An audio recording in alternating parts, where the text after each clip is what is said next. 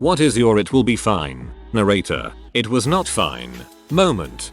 Went to drop in on a 14-foot half pipe. First time on anything larger than 6 feet. Stood there for a while, then just said frick it and started leaning forward. Next thing I remember is waking up in a puddle of blood while people yelled at me to stop bleeding on the ramp. Apparently I basically just fell 14 feet straight onto my face. Hardly even touched the ramp.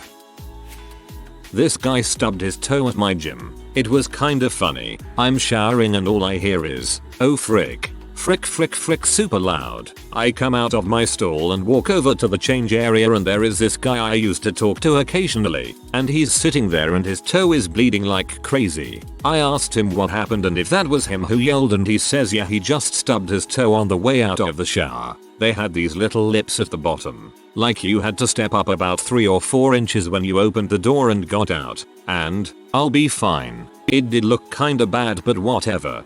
Dude said he was fine. I don't see him for like a few months, maybe even half a year. Then finally he's back at the gym. I ask how he was doing, and he tells me the stub toe got some crazy infection, and they almost had to amputate this foot. It was not fine. Shared showers are no joke. Source: dorm life. You wear flip-flops or pee on your feet, or so they said.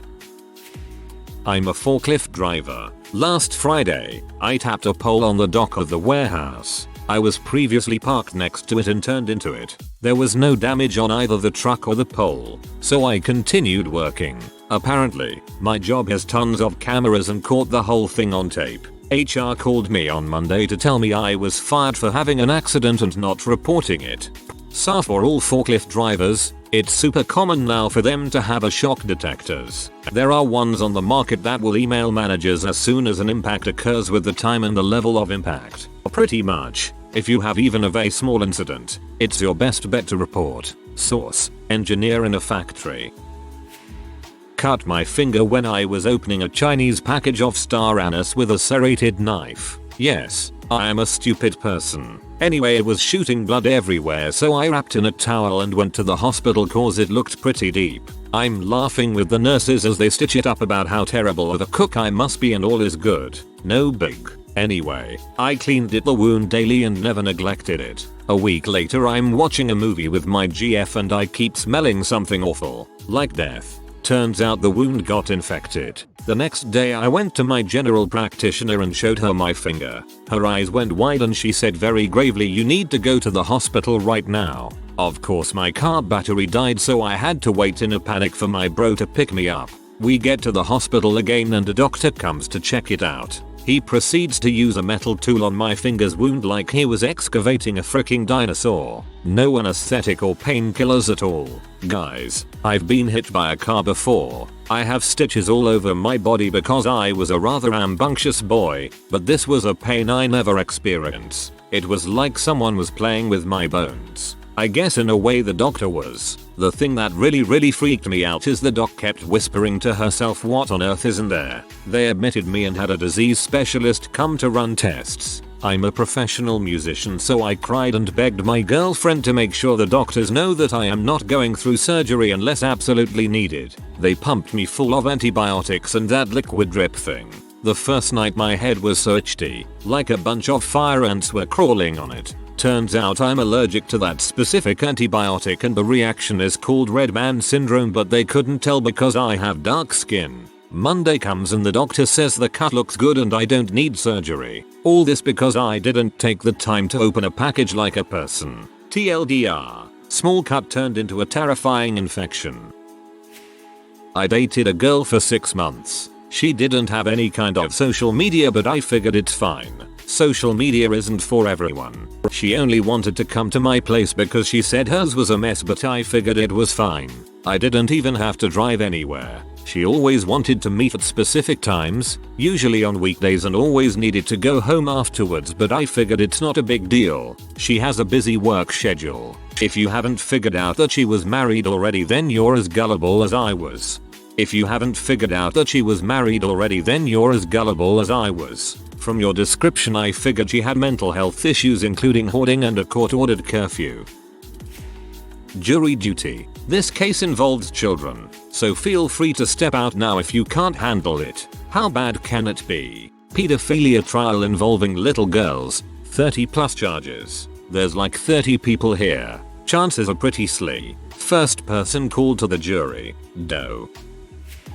I'm not crazy. I should stop taking my medication. After a year sober, I ended up relapsing. Breaking up with girlfriend of 8 years who loved me, on a hunch that it was destiny. Moved to the middle of nowhere, and I DK the rest. In a hoe, back on meds. 7 months sober, and picking up the pieces. One day at a time. Hope things keep an upward swing for you.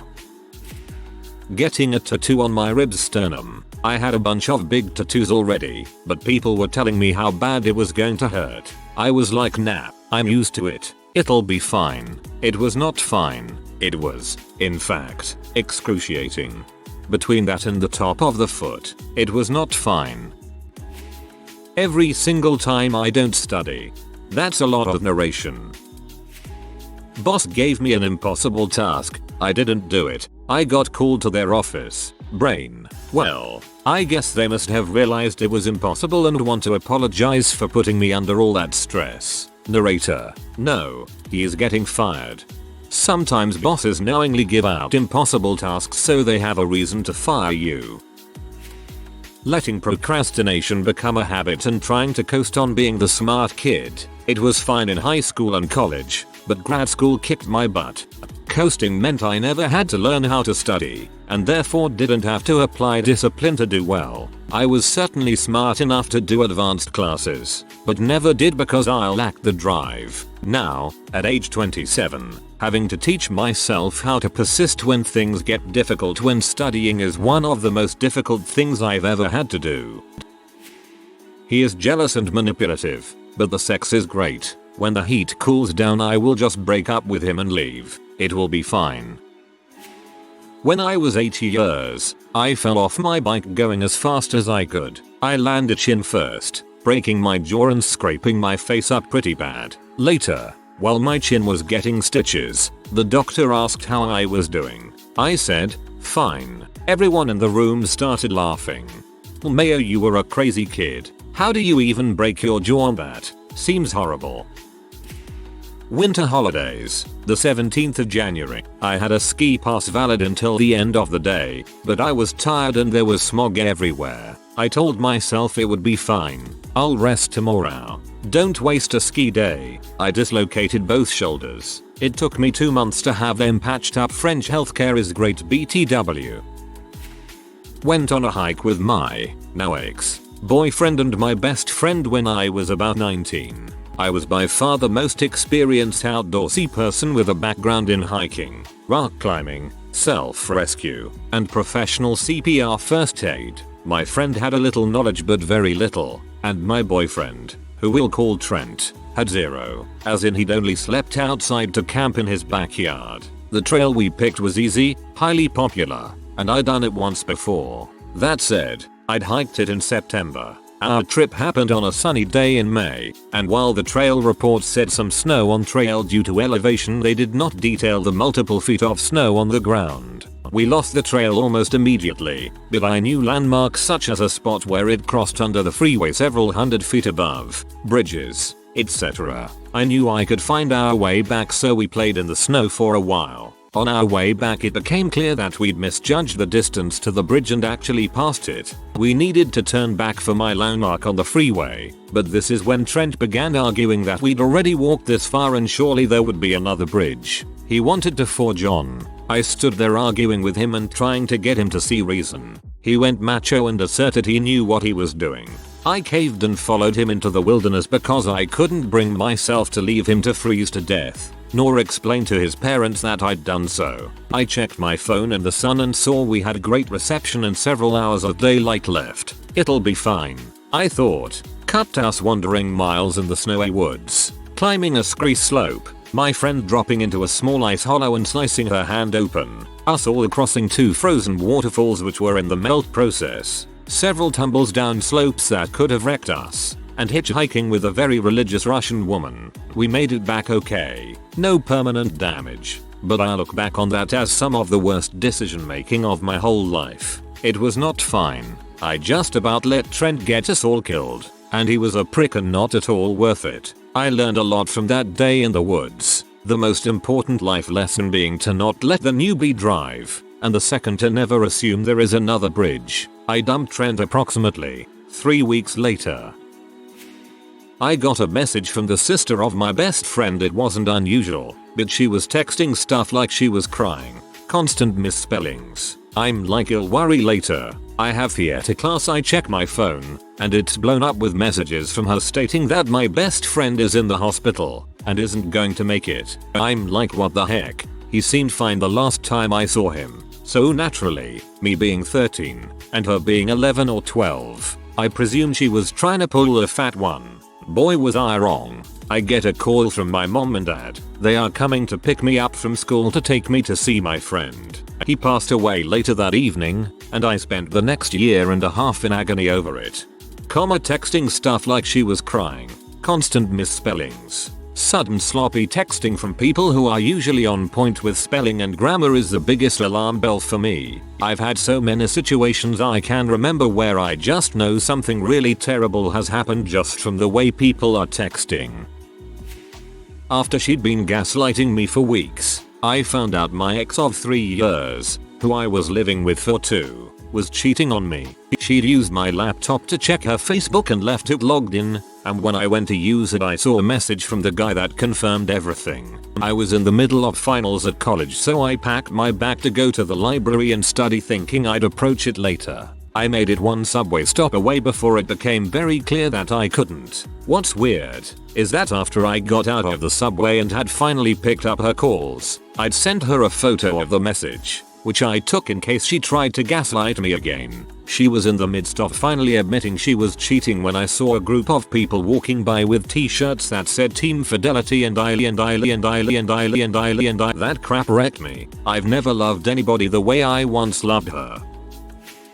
I pushed running too hard. I thought I can hit 70 miles this week. I'm still recovering and am only now starting to jog again. I hurt myself in early February and probably won't be 100% until May. Dated a person that straight up had mental issues. 23 but can't take responsibilities and just wants to cuddle play the whole day and would get angry if I told them they needed to either finish their degree or try to find a job. But would also get angry because their parents weren't letting them do whatever they wanted at their home because they were bringing no money and their parents were struggling with the bills. Tried to control me 24/7. Been typing me.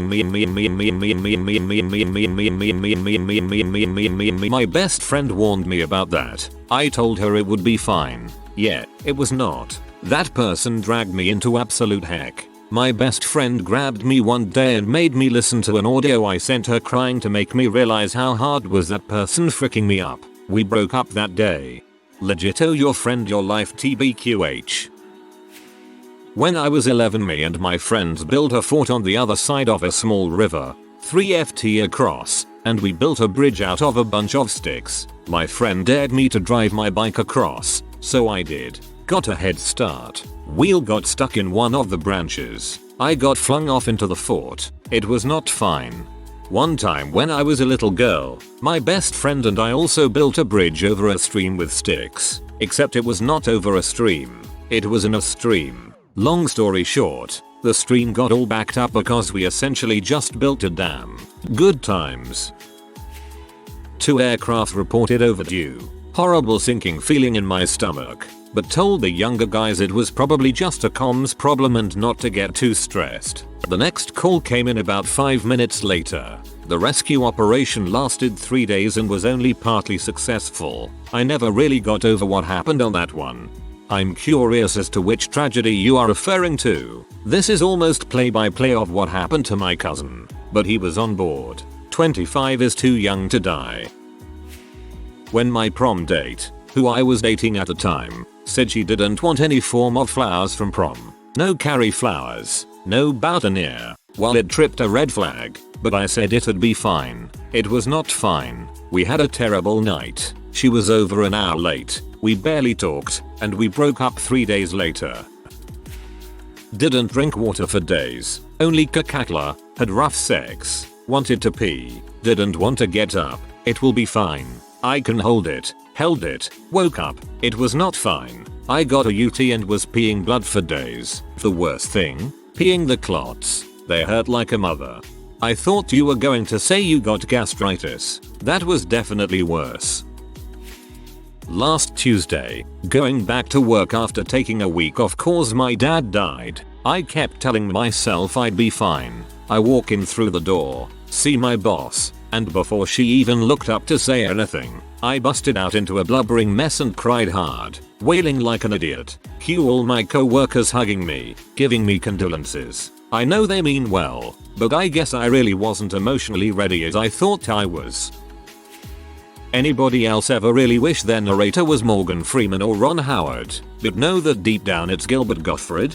I've listened to Gilbert read 59 Shades of Grey. I'd be okay if he was my narrator. I bought a bottle of Everclear saying it will be fine and proceeded to drink the whole thing in about an hour and 45 minutes. It was not fine. I avoided alcohol poisoning, but I did wake up in a friend's hammock that I was across town from when I blacked out. I have never been that hungover in my life. Spiked a watermelon once. For 1.75s of booze. Cut it up and really couldn't taste the alcohol. Made it into jungle juice and ate a bunch of it. Worst hangover ever. Nobody could get me out of bed. Missed work. Went in the next day and apologized to my boss and swore it would never happen again. They were impressed with my honesty and just laughed and sent me out to work. In middle school at a church camp, I was obsessed with a girl who didn't notice me, and to get her attention, I accepted the dare of one of my friends, jumping off of a second-story balcony onto the concrete below. I did, and landed on my heels, whereby I ended up tearing some tendon in both of my legs. It definitely was not fine at high school soccer conditioning the rest of the summer, to say the least. Haha. When I started losing my hair in my 20s, I figured, no big deal. I have a fiance already and I can just start shaving it. Soon after I shaved it, my GF at the time couldn't handle it. She felt like I was a different person and that she no longer found me attractive. It was a little deeper than just that, but that's basically the gist. I've told the story on Reddit before. It's actually my highest rated comment, sadly, but most people don't believe me. But it's true. She just didn't see me the same way, and apparently my hair was part of what she had fallen in love with. Fast forward a few years and I have had no real relationships. I'm just freaking ugly without hair. I never would have thought going bald could be so detrimental. If I knew then what I know now, I would have done everything in my power to retain that hair. It's a goddamn curse. What's fricked up is that when I wear a hat, I'll actually have interest from women on occasion. But once the hat comes off, all bets are off. One time I was talking to these two girls at a bar, and one of them pulls off my hat. All I can remember hearing is her friend just going EWW before they both crept away and disappeared. Man, that killed me. Let this be a lesson to you young men. If you are starting to lose your hair, and you don't have the face or head to pull off bald, do something about it. Immediately. It may not seem like a big deal, but it has been one of my biggest regrets in life, thinking it wasn't gonna matter much. I look awful, and I have an almost impossible time trying to get dates and even jobs sometimes, although I've given up on relationships by this point. Building a fixture, and did not verify the most up-to-date prints. Changes that had been made were taken back out. 30 hours of labor, and it all had to be scrapped. Ran out of antidepressants, and thought maybe I'll see how I do without them. Should be fine. A week of severe exhaustion, dizziness, and a kneecapped work schedule later, it was not fine. I suffer from severe depression, but I have to hide from my kids and my job. I have to make them think I'm fine all the time. I am not fine, but I am still trying. Hang in there, there are lots of us. When I admitted the abuse a cousin did to me, I had no idea what he did was wrong at that point. I said, "It's fine." My friend said it wasn't. When I was about 1 year old or so, my mom was told this by a pediatrician when she called late at night to ask what to do. I was crying and had a fever, and wouldn't sleep. Lady said to give me aspirin. After 2 or 3 rounds of this,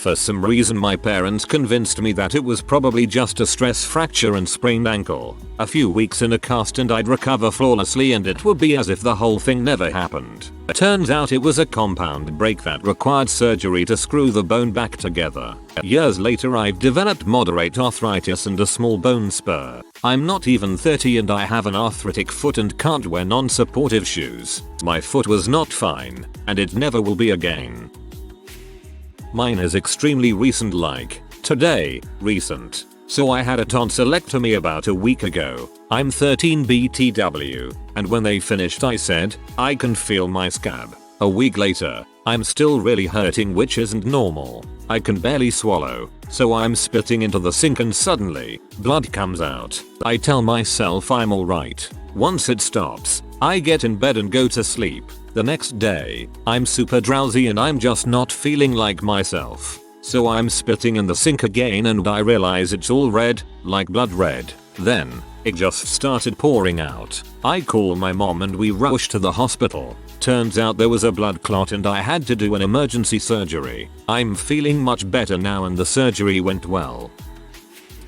There was almost a school shooting at my university. In reality it turned out to be just threats and the person who had threatened online to come shoot up our university never actually showed. But in the Netherlands guns are so rare all the cops of the country seemed to converge on my city. With all the cops present I felt pretty safe and I was thinking, okay, bit scary but this will be fine. Right? Then we all went in for our first lecture of the day. All of us had to be patted down before entering and have our bags searched. Then an officer from a super special squad or something came to talk ahead of our lecturer to tell us how and when to begin emergency evacuation and what the school lockdown systems entailed. He started saying stuff like, when you hear a gun or alarm go off, running is only worth the effort if you have a space and mind to run to where you can certainly be safe. Don't just run for the sake of running. Moving targets are like open targets and in these narrow university buildings zigzagging is not an option and you would have no cover. Once he started giving advice like that the narrator in my brain just went, frick, this is not fine. We knew jack crap about guns. There are hardly any guns in the Netherlands and actual school shootings are super rare, like 1 in 25 years rare maybe. So we were terrified. Needless to say none of us actually learned anything study related that day, but now we know how school shootings work. The dude who posted the threat online never came with his guns and was later arrested for making the threat and owning illegal weapons. But it was definitely a crap's about to hit the fan moment. I'm from Texas and we had bomb threats at our school. I wish being more familiar with weaponry made it easier. If you are new to the channel, you can subscribe. I publish new videos every day. Until then, check another video.